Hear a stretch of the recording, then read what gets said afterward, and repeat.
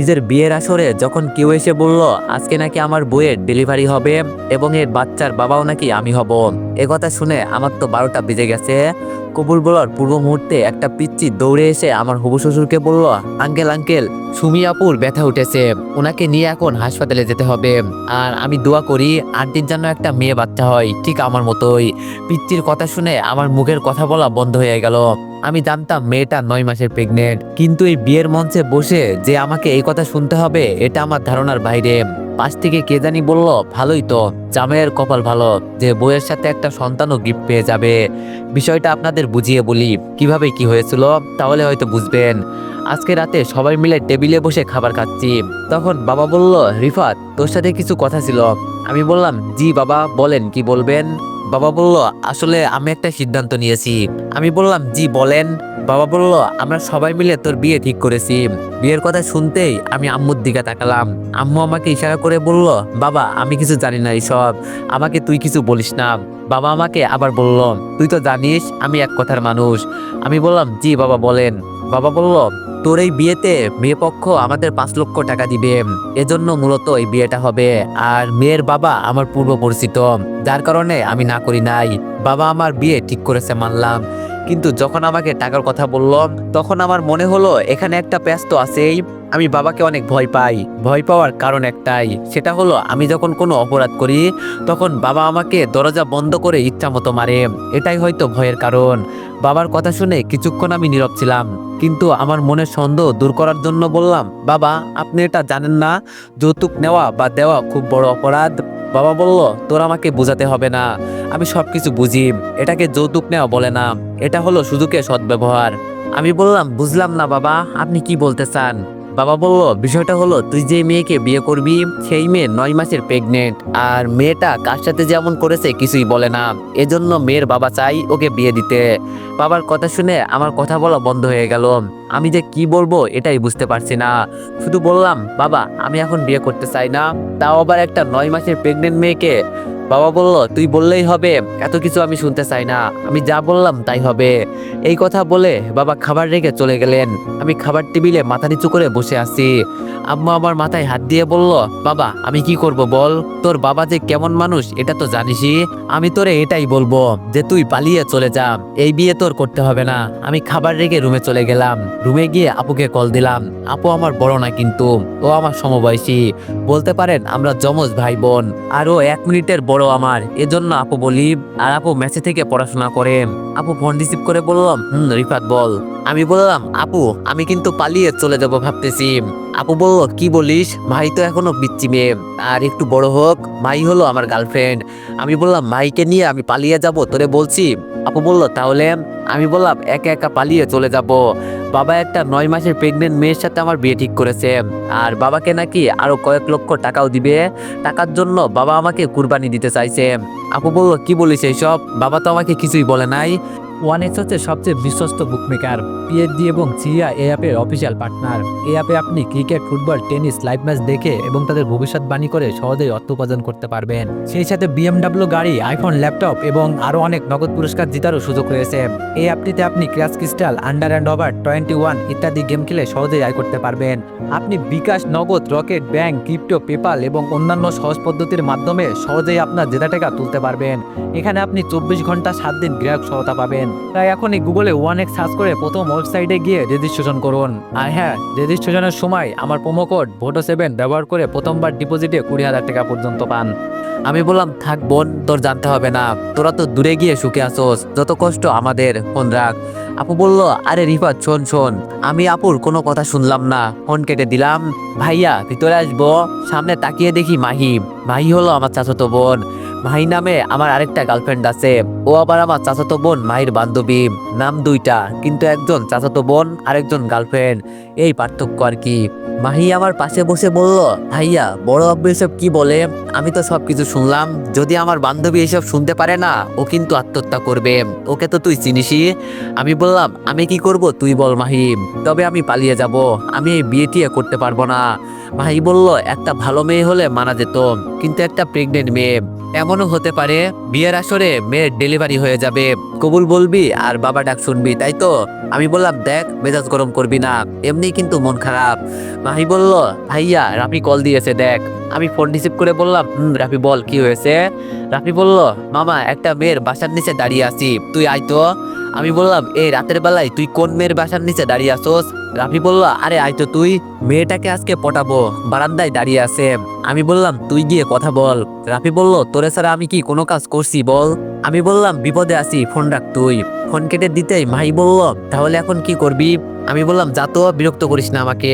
ভাই বলল আমি কি বলে দিব যে তোর বিয়ে হয়ে যাচ্ছে, পরে দেখ তোর কি অবস্থা করে মাহিম। আমি বললাম তোর পায়ে পড়ি বোন, এটা করিস না, আমি দেখি কি করা যায়। ভাই চলে যাওয়ার পর চিন্তা করছি এখন আমি কি করব। তোর যা করার সকালে করব, এখন একটু ঘুমাই, আর ভালো লাগছে না। কোনো চিন্তা না করে ঘুমিয়ে গেলাম। সকালে ঘুম থেকে উঠে দেখি আমার হাত পা বিছানার সাথে বেঁধে রাখা হয়েছে। মনে মনে বললাম আমি পালিয়ে যাব, এই কথা আবার বাবাকে কে বলল। এখন কি আমাকে সত্যি সত্যি বিয়ে করতে হবে। এইসব জ্বালা আমার আর ভালো লাগে না। বাবা যা বলবে আমার কি তাই করতে হবে, আমার নিজের কি কোনো মতামত নেই। আম্মু খাবার নিয়ে আমার রুমে ঢুকে বলল আগে শুনতাম দেয়ালের নাকি কান আছে, আর এখন সত্যি তাই হলো। তোর বাবা আমাদের কথায় কিভাবে শুনলো এটাই বুঝলাম না। আমি বললাম থাক, আপনাকে আর কিছু বলতে হবে না আম্মা জান, আপনাকে আমি ভালো করেই চিনি, সবকিছু বলে এখন ভালো সাজা হচ্ছে। আম্মু বলল বিশ্বাস কর বাবা। আমি বললাম যাও আম্মু, আমার ভালো লাগছে না। বাবা কেন বোঝে না, খালি টাকা দিয়ে কি সবকিছু হয়, আমার জীবনটাকে নষ্ট করে দিবে। ঠিক আছে তোমাদের যা ভালো মনে হয় তাই করো, আমি একটা শব্দও করব না। শুধু মাইকে আমি কি জবাব দিব তাই চিন্তা করছি। আম্মু আর কিছু বলে নাই, চুপচাপ রুম থেকে চলে গেল। আম্মু যেতেই মাই কল দিল, ওর নিজের ফোন নাই, এটা ওর আম্মুর ফোন। যদি ওর কল না ধরি তাহলে ও খুব কান্না করবে, কি যে করবে এখন। আমি বললাম আম্মু। আম্মু আমার ডাক শুনে এসে বলল বল। আমি বললাম ফোনটা একটু রিসিভ করে বসো এখানে। আম্মু আমার কথা মতো ফোন রিসিভ করলো। মাই ওপাশ থেকে বলল আমার জান এখন কি করে। আমি বললাম তোমার জান এখন তার মায়ের সাথে বসে আছে, আর যা কিছু বলছো সব আমার আম্মু শুনছে। মাহি বলল সরি সরি, তুমি আমাকে আগে বলবা না, ফোন রাখলাম ভাই, পরে কথা হবে। আমি বললাম আরে মাহি শোনো। যাক বাবা, মাহিও কল কেটে দিল। আম্মু আমার দিকে তাকিয়ে বলল পিত্তে একটা মেয়ে, যদি এসব শোনে তো কি করবে। আমি বললাম কি আর করবে, আত্মহত্যা করবে। আমি থাকবো থানায় আর তোমরা বাসায়, এই পর্যন্ত। আম্মু বলল বাবা এখন আমি কি করব বল। আমি বললাম কিছু করতে হবে না, যা ভালো মনে করো তাই করো, তোমরা তো আবার সবকিছু ভালোই করতে পারো। আচ্ছা আমি তোর বাবাকে বলে দেখি কি করে। এই বলে আম্মু চলে গেল। কিন্তু আমি জানি কোনো রকম কিছু পরিবর্তন আম্মু করতে পারবে না, এবং তাই হলো। কিছুক্ষণ পর আমাকে সাজিয়ে তুলে নিয়ে গেল। আর বাকিটা তো আপনারা জানেন, কবুল বলার আগে কি হয়েছে। যাক এখন বর্তমানে আসা যাক। মেয়ের ডেলিভারি হবে শুনে বাবা বলল সবকিছু তো শেষ, এখন কবুল বলার বাকি। মেয়েকে 3বার কবুল বলতে বলেন যাতে বিয়েটা হয়ে যায়। মেয়ের বাবা বলল হাসপাতালে বিয়ে হবে ওদের, চলেন। কিন্তু কে জানি এসে বলল আর হাসপাতালে যেতে হবে না, মেয়ের নাকি ছেলে বাচ্চা হয়েছে, আর মেয়ের বাবাকে যেতে বলছে। আমার বাবা আমার দিকে তাকিয়ে বলল ভিতরে চল, তোর ছেলে হয়েছে, মানে আমার নাতি। আমি বাবার কথা শুনে চুপচাপ বসে আছি। মনে মনে বললাম সবকিছু আরেক বেটা করেছে, আর এখন ফ্রিতে বাপ হবো আমি। বাহ বাঙালি বাহ। আমি আমার শ্বশুরের দিকে তাকিয়ে বললাম মেয়ে কালো হলেও আমি মেনে নিতাম, যদি পঙ্গু হতো তাও আমি মেনে নিতাম, কিন্তু একটা ছেলের মা এখন আমি কি মেনে নিব। এর থেকে আপনারা সবাই আমাকে মেরে ফেলেন, আমি এটাই মেনে নিব। আমি এই কথা বলতে একটা মহিলা এসে আমার হাত ধরে বলল আমার সাথে চলো, আমার মেয়ে তোমাকে কিছু বলতে চাই। মহিলাটা আমার হাত ধরে আমাকে ভিতরে নিয়ে গেল। ভিতরে যেতেই দেখি কয়েকজন মহিলা, আর মাঝখানে একটা মেয়ে, ওর কোলে আবার একটা বাচ্চা। তার মানে এটাই কি সেই মেয়ে। মানতে হবে মেয়েটা সুন্দর আছে, চোখ রাখা যায় না মেয়েটার উপর, এতটাই সুন্দর। মেয়েটা নিজের মাকে রেখে সবাইকে যেতে বলল। সবাই যাওয়ার পর মেয়েটা আমাকে উদ্দেশ্য করে বলল আপনাকে কষ্ট দেওয়ার জন্য সরি। আমি ধীরে বললাম বুঝলাম। মেয়েটি বলল জানেন তো বাবার খুব আদরের মেয়ে আমি আমার খালাতো ভাইয়ের সাথে সম্পর্কে জড়িয়ে এইসব করছি, আর ও আমাকে বিয়ে করতে চেয়েছিল কিন্তু ওর পরিবার না করছে, যার কারণে আপনার সাথে বাবা বিয়ে ঠিক করেছে। আমার জন্য আপনি অযথা কেন কষ্ট পাবেন, এজন্য আমি ওদের বলছি বাচ্চা সহ আমি মারা যাব। এই কথা শুনে সবাই আসছে, আপনাকে কষ্ট দেওয়ার জন্য সরি। যাক তাহলে বাঁচা গেল, কি ভয়টাই না পেয়েছিলাম, বিয়ে করার আগে বাচ্চার বাবা হয়ে যাব। এটা কি সোজা কথা, কি সাংঘাতিক কথা তাই না। আমি এবার একটু হাঁপ ছেড়ে নিয়ে বসে বললাম আপনাকে যে কিভাবে ধন্যবাদ দিব আপু বলার বাইরে। জানেন, আমার একটা পিচ্চি গার্লফ্রেন্ড আছে, মাত্র ক্লাস 10-এ পড়ে। ও যদি জানতো যে আমার বিয়ে হয়ে গেছে, সরাসরি আত্মহত্যা করতো। জানেন আপু, মেয়েটি বলল এত পিচ্চি মেয়ের সাথে প্রেম করা ভালো না। আমি বাচ্চাটাকে কোলে নিয়ে বললাম, বাবু আমাকে আব্বু বলো তো, আর একটু হলেই তো সত্যি তোমার আব্বু হয়ে যেতাম। মেয়েটি হাসি দিয়ে বলল, সত্যি আব্বু হবেন নাকি? মেয়েটার কোলে বাচ্চাটা দিয়ে বললাম, মাফ করেন আমাকে। ইস বাবা, কি বড় বিপদ থেকে বাঁচালেন, নইলে আজকে সর্বনাশ হয়ে যেত। মেয়েটা আমার দিকে তাকিয়ে বলল, আমার নাম জানেন? আমি বললাম, এই কবুল বলার আগে একটা মেয়ে এসে বলছিল সুমিয়াপুর ডেলিভারি হবে। মেয়েটি বলল, ও তাহলে তো জেনেই গেলেন, আচ্ছা থাকেন, আমার বিয়েটা দেখে যান। আমি বললাম, বিয়ে হলে আর কি হবে, যা করার তো আগেই করে ফেলেছেন, এখন তো আর কিছু বাকি নাই। আমার কথা শুনে সুমি বলল, আপনি মিয়া বাজে কথা বলেন, যান বাইরে। আমি বললাম, উচিত কথা বললেই দোষ, তাই না? আর কিছু না বলে বাইরে চলে গেলাম। আর কিছুক্ষণের ভিতরে জানাজানি হয়ে গেল যে মেয়ের আসল বাবা এসে মেয়েকে বিয়ে করবে। কিন্তু ঘটনা এখানেই শেষ নয়, আমার বাবার থেকেও আরো বেশি ডেঞ্জারাস আমার হবু শ্বশুর। আমি যখন চলে যাব তখন আমাকে ডাক দিয়ে বলল, এই ছেলে এদিকে আসো। মনে মনে বললাম, হয়তো আমার কাছে মাপ চাইবে, এজন্য আমাকে ডাকছে। এখন আর মাপ চেয়ে কি করবে, আমি তো কিছুই মনে করি না, শুধু একটু ভয় পেয়েছি। আমি হবু শ্বশুরের সামনে গিয়ে বললাম, থাক আঙ্কেল, মাপ চাইতে হবে না, আমি কিছু মনে করি নাই। আর এইসব হয়েই থাকে মাঝে মাঝে। আমার হবু শ্বশুর হাসি দিয়ে বলল, তোমার বাবার মতোই আমিও এক কথার মানুষ, আমি যা বলি তাই করি। আমি তোমাকে একবার জামাই বলছি মানে তুমি আমার মেয়ের জামাই। আমার বড় মেয়ের সাথে তোমার বিয়ে হবে না তো কি হয়েছে, আমার আরেক মেয়ে আছে না। আমার বাবা তো হবু শ্বশুরের কথা শুনে লাফ দিয়ে আমাদের সামনে এসে বলল, এই না হলে আমার বিয়াই। আমি জানতাম আমার বিয়াই কিছু একটা করবে। এখন মেয়ে কোথায় আছে, ডাক দেন, দুই বোনের বিয়ে একসাথেই হয়ে যাক। বাবার কথা শুনে আমি পুরাই বোকা হয়ে গেলাম। এক সমস্যা দূর হতে না হতে আরেক সমস্যা এসে হাজির। আমার হবু শ্বশুর বলল, আমার মেয়ে লন্ডনে থাকে, ওখানে পড়াশোনা করে, ওদের বিয়ে হবে ভিডিও কলে, আমি সবকিছু রেডি করছি। এই কথা বলে হবু শ্বশুর ভিতরে চলে গেল। আমি বাবার দিকে তাকিয়ে বললাম, বাবা এইসব আপনি কি করছেন, আপনার মাথা খারাপ হয়ে গেছে? বাবা আমাকে ধমক দিয়ে বলল, চুপ কর তুই, আমার থেকে বেশি বুঝিস। মেয়ে লন্ডন থেকে পড়াশোনা করে, এখন চিন্তা কর ও কতটা শিক্ষিত হবে, আর সারা জীবন তোর কোনো কাজ করতে হবে না। আমার বৌমা লন্ডন থেকে এসে নিশ্চয়ই বড় কোনো চাকরি করবে। যা এখন তুই গিয়ে তোর জায়গায় বস, আর বাসায় যেতে হবে না। মনের ভিতরে আলাদা একটা রাগ হলো, এখন যে আমি কি করব এটাই বুঝতে পারছি না। মনে করছিলাম আমি হয়তো বেঁচে যাব, কিন্তু উল্টো মনে হচ্ছে বিপদ আমার দিকে এগিয়ে আসছে। কি যে কপাল নিয়ে আমি এই দুনিয়াতে আসলাম। আমি চুপচাপ আনমনে বসে এসব চিন্তা করছি। কিছুক্ষণ পর একটা মাইক্রো এসে রাস্তার পাশে থামলো, আর গাড়ির ভিতর থেকে বরযাত্রী বের হয়ে আসলো। তার মানে এটাই কি সুমিয়াপুর হাজবেন্ড? হালারপুর দেখতে তো এতটাও সুন্দর না, কালো বেডা, আবার বউটা একদম ঝাঁকানাকা। বর এসে আমার পাশে বসেই বলল, তার মানে আপনি সুমিকে বিয়ে করতে এসেছেন?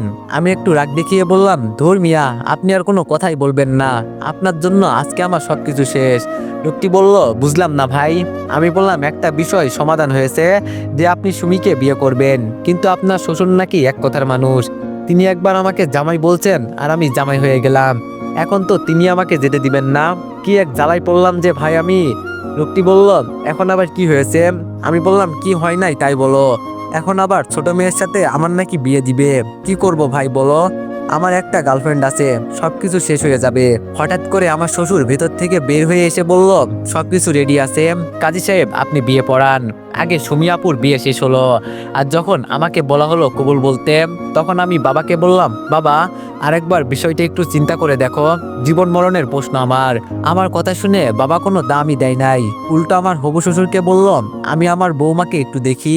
আমার হবু শ্বশুর ভিডিও কলে তার মেয়ের সাথে কথা বলছে, আর বাবা পাশ থেকে বলছে, মাশাআল্লাহ আমার বৌমা তো ভালোই সুন্দর আছে, এখন ভালোই ভালোই বিয়েটা শেষ করে ফেলি।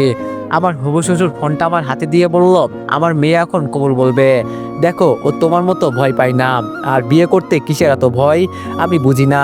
আমি ক্যামেরার দিকে তাকিয়ে পুরোই বোকা হয়ে গেলাম।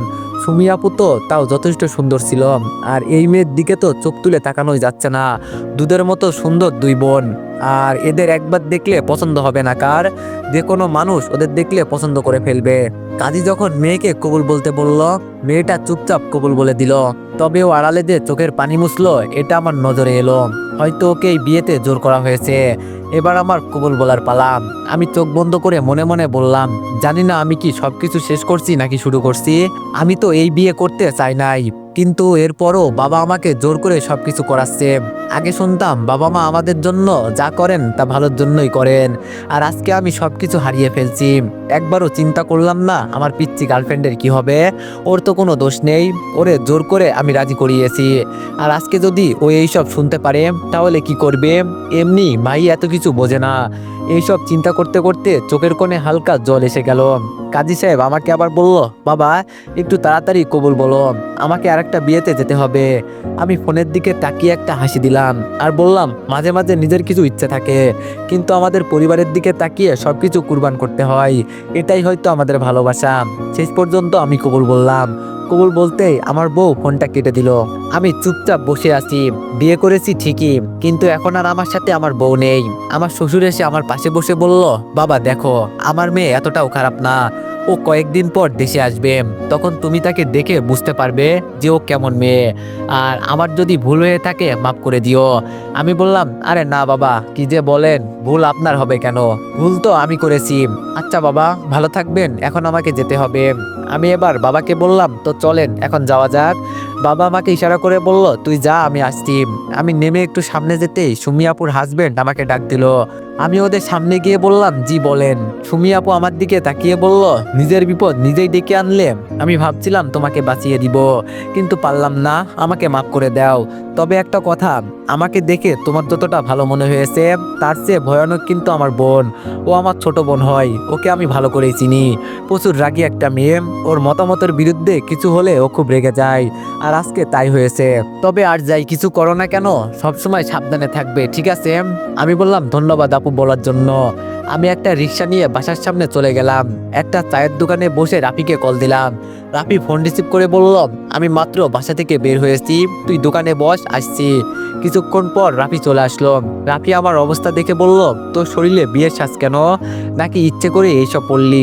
আমি বললাম, আমার সবকিছু শেষ হয়ে গেছে রাফি। রাফি বলল, বুঝলাম না তুই কি বলতে চাস। আমি এক এক করে রাফিকে সব বললাম। সব শুনে রাফি বলল, ভাই কি এসব জানে? আমি বললাম, না এখনো জানে না, ভাবছি জানলে কি করবে। রাফি বলল, থাক ওকে জানাতে হবে না, পরে এক সময় জানালে হবে। আর তোর বউকে তো দেখি না। আমি বললাম, দেখ মজা করিস না, এইসব মজা আমার ভালো লাগে না। আমি আছি আমার চিন্তায়, এখন আমি কি করব। রাফি বলল, আমি কি বলবো তুই কি করবি, আমার মাথায় তো কোনো বুদ্ধি নাই। আমি কিছু বলতে যাব তখন দেখি ফোনটা বাজতে লাগলো। মাই কল দিয়েছে। আমি যেটা আন্দাজ করলাম সেটাই হয়েছে। রাফির দিকে ইশারা করে বললাম, এখন আমি কি বলবো। রাফি বলল, আগে ফোন রিসিভ করে কথা বল, আর ও তো কিছু জানে না, এজন্য এত সন্দেহ করবে না তোরে।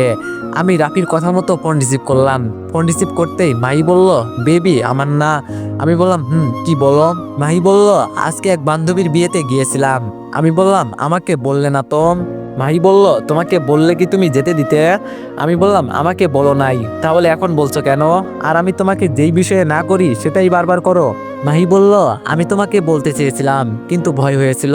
আমি বললাম, থাক বাদ দাও, এখন বড় হচ্ছ না, দিন দিন সবকিছু আমাকে ছাড়াই করতে পারবে। আমার কথা শুনে মাই কান্না করে বলল, সরি আমার ভুল হয়ে গেছে, আর তোমাকে না বলে কিছুই করব না। আমি বললাম, মার দিব কিন্তু মাহি, আমি তোমাকে বলছি কান্না করতে। মাহি বলল, তুমি বকা দিচ্ছ কেন তাহলে? রাফি আমাকে ইশারা করে বলল, ফালতু কথা পরে বল, তুই আজকে যা করলি ও এসব শুনতে পারলে কি হবে জানিস তো। আমি এবার শান্ত সুরে মাহিকে বললাম, আজকে স্কুলে যাও নাই? মাহি বলল, না আজকে বলছি না বিয়েতে গিয়েছিলাম। আমি বললাম, ও আচ্ছা। মাহি বলল, চলো না আমরাও বিয়ে করে ফেলি, গোপনে বিয়ে করব, কেউ জানতেও পারবে না। আমি বললাম, এর জন্যই আমি তোমাকে বিয়েতে যেতে না করি, এখন তো বুঝছো। মাহি বলল, ওই শোনো না, আজকে মিথ্যা কথা বলে বাসা থেকে বের হয়ে পুকুর পাড়ে আসছি, তুমি ফুচকা নিয়ে তাড়াতাড়ি চলে আসো। আমি বললাম, এখন আসবো? মাহি বলল, এখনই আসবে। আমি ফোন কেটে দিয়ে বললাম, দেখলি রাফি, এখন কি বিপদে পড়লাম, এখন তো আর বাসাও যেতে পারবো না। রাফি শার্ট খুলে দিয়ে বলল, এটা পরে যা, আর তোর পাঞ্জাবি আমাকে দিয়ে যা। আমি বললাম, তুইও আই। রাফি বলল, তোর প্রেম দেখলে আমার গা জ্বলে ভাই, তুই যা। আমি বললাম, এজন্যই তো তোরে বলি তুই একটা মেয়ে পটিয়ে নে। রাফি বলল, দেখি পেয়েছি একজনকে, হঠাৎ করে মনের কথা বলে দিব, দেখি কি হয়। আমি বললাম, আচ্ছা তুই এখানে একটু বস, আমি আসছি। এই কথা বলে আমি একটা ফুচকার দোকানে চলে গেলাম। কিছু ফুচকা নিয়ে পুকুর পাড়ের দিকে যেতে লাগলাম। গিয়ে দেখি মাহি আনমনে বসে সামনে তাকিয়ে আছে। আমি দূর থেকে ডাক দিলাম, মাহি। মাহি আমাকে দেখে উঠে আমার কাছে এসে আমাকে জড়িয়ে ধরে বলল, আমার বাবুটা দিন দিন এত কিউট হয়ে যাচ্ছে কেন? আমি বললাম, বলছে তোমাকে। আমি কিউট হচ্ছি না, বরং তুমি হচ্ছ। এখন তাড়াতাড়ি ছাড়ো আমাকে, কেউ দেখে ফেলবে এসে। ভাই বলল, দেখলে দেখবে, তাতে আমার কি? ভাইকে জোর করে ছাড়িয়ে বললাম, নাও তোমার ফুচকা। ভাই ফুচকা নিয়ে বলল, তোমার পায়জামা দেখে মনে হচ্ছে এটা বিয়ের পায়জামা। আমি বললাম, আরে এটা একটা স্টাইল, তুমি বুঝবে না, এজন্যই তো বলি আমাকে না বলে কিছু করতে। ভাই বলল, সরি বলছি তো আমি, পরের বার আর হবে না, বিশ্বাস করো। আমি বললাম, আচ্ছা হয়েছে ম্যাডাম। ভাই বলল, আম্মা আমাকে বেশিক্ষণ না দেখলে বকা দিবে। আমি মাহির মুখের দিকে তাকিয়ে বললাম, আমি জানি সব, আর আমি জানতাম এখানে এসে আমি 10 মিনিটও দাঁড়াতে পারবো না। মাহি বলল, আমাকে বিয়ে করে নাও, পরে তো সারা জীবন আমাকে দেখতে পারবে। আমি বললাম, আর একটু বড় হও, পরে দেখা যাবে, বুঝলে? ভাই বলল, লাভ ইউ বাবুটা, তাহলে আজকে যাই কেমন? আমি বললাম, ভালো থেকো। দেখতে দেখতে মাহি চলে গেল। আমি সামনের দিকে হেঁটে যেতে লাগলাম, মনে মনে বললাম, এটা আমি একটা কাজ করলাম, আজকেও এত কিছু বোঝে না বলে ওর সাথে আমি মিথ্যা কথা বলছি। যেই দিন মাহি জানতে পারবে সেই দিন কি হবে?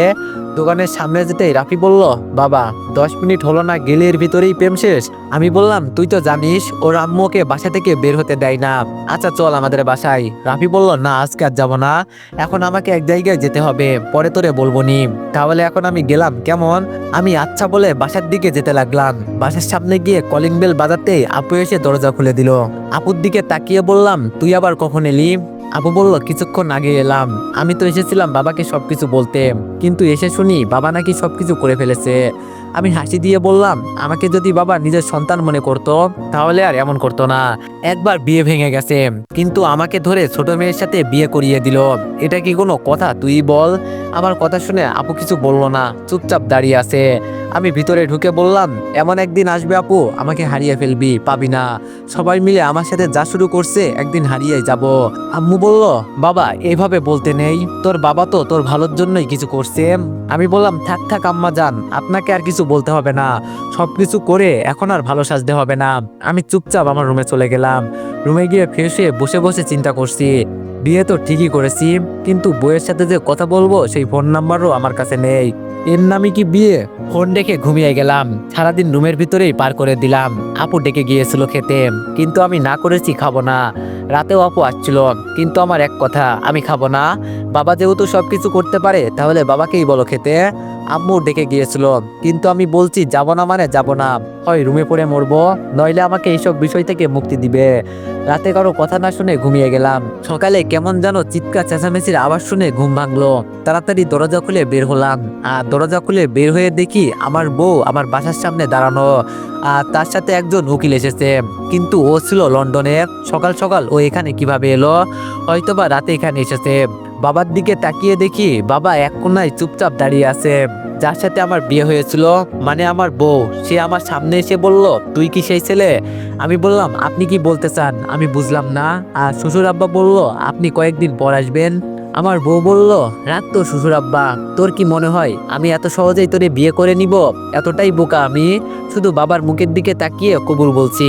আজকে শুধু দেশে আসছি তোর জন্য। তুই আমাকে একবারও বলিস নাই আমি এই বিয়েতে রাজি কিনা। এত বড় কলিজা হলো তোর কি করে? আমাকে না বলে আমাকে বিয়ে করিস। এখন উকিল নিয়ে আসছি আমি তোকে ডিভোর্স দেওয়ার জন্য। আমি চোখ বড় বড় করে বললাম, কি ডিভোর্স? আমার কথা শুনে মেয়েটি হাসি দিয়ে বলল, আমার নাম জানিস? আমি বললাম, না। মেয়েটি বলল, আমার সম্পর্কে কিছু জানিস? আমি বললাম, না, আমি কিছুই জানি না। মেয়েটি বলল, ফালতু, আমি কার সাথে কথা বলে সময় নষ্ট করছি? আমি এত দূর থেকে এখানে আসলাম শুধু তোর জন্য। জানি 6 মাস আগে ডিভোর্স হয় না, আর তারপরও আমি তো সাইন নিয়ে রাখবো যাতে 6 মাস পর আমাদের ডিভোর্স হয়ে যায়, যেন তুই এসে বলতে না পারিস আমি তো সাইন করি নাই। আচমকা ভাইর থেকে আমার শ্বশুর আব্বা ভিতরে এসে বলল, মারে আমি তোর ভালোর জন্যই সবকিছু করলাম, এখন তুই আর এইসব উল্টাপাল্টা কাজ করিস না। মেয়েটা ওর বাবাকে বলল, আমি তোমার কথা মেনেই কবুল বলছি, এখন কবুল বলা শেষ, আমি আমার কাজ করব, আমাকে তুমি বাধা দিও না। কিছুক্ষণ পর আমাকে আবার বের হতে হবে। একটা কাগজ বের করে উকিল আমার সামনে দিয়ে বলল, এখানে একটা সাইন করেন। আমি বাবার দিকে তাকিয়ে বললাম, আপনি তো এটাই চাইতেন যে আপনার ছেলের জীবনটা নষ্ট হয়ে যাক। আজকে তাই হচ্ছে বাবা, আপনার কথাই ঠিক রইলো। বাবা আমার কথা শুনে এগিয়ে এসে বলল, মারে মেয়েটা বাবাকে বলল, আঙ্কেল আমি ভালো আছি, ভালো থাকতে দেন। আমি চাই না আপনার সাথে আমি কোনো ধরনের বিয়াদবি করি, আর আমি এই বিয়েতে রাজি ছিলাম না, এজন্য ওকে আমি ডিভোর্স দিব। যদিও 6 মাস পর ডিভোর্স হয়, এরপরও আমি সবকিছু রেডি করে রাখছি। এই ছেলে সাইন কর, আমাকে আবার লন্ডনে ফিরে যেতে হবে। আমি বাবার দিকে তাকিয়ে কাঁপা কাঁপা হাতে সাইন করে দিলাম। সাইন করতেই মেয়েটা বলল, শালা তোরে মন চাইছিল মেরে ফেলি, আমার স্বামী হওয়ার যোগ্যতা আছে রে তোর, রাবিশ কোথাকার। মেয়েটা ওর বাবার হাত ধরে বাইরে চলে গেল, আর যাওয়ার আগে বলে গেল, সাবধান, আমার পরিবারের আশেপাশে দেখলে তোর খবর আছে কিন্তু। আর টাকার লোভ সামলাতে না পেরে আমার বোনকে বিয়ে করতে চেয়েছিলি, লোভী কোথাকার। মেয়েটার কথা শুনে কেউ কোনো কথা বলছে না, ও যা কিছু বলছে সব সত্যি কথা, মিথ্যা তো আর কিছু বলে নাই। দেখতে দেখতে ওরা দরজা দিয়ে বের হয়ে চলে গেল। হঠাৎ আমার নজর। তো এভরিওয়ান, গল্পটি কেমন হয়েছে সবাই একটু কমেন্টে জানায়েন। অনেকদিন পর ভিডিও ছাড়ছি, আশা করি তোমরা আগের মতোই আমাকে সাপোর্ট করবা। আর সবাই নেক্সট পার্টের জন্য একটু বেশি বেশি কমেন্ট আর লাইক করে দিও। ধন্যবাদ।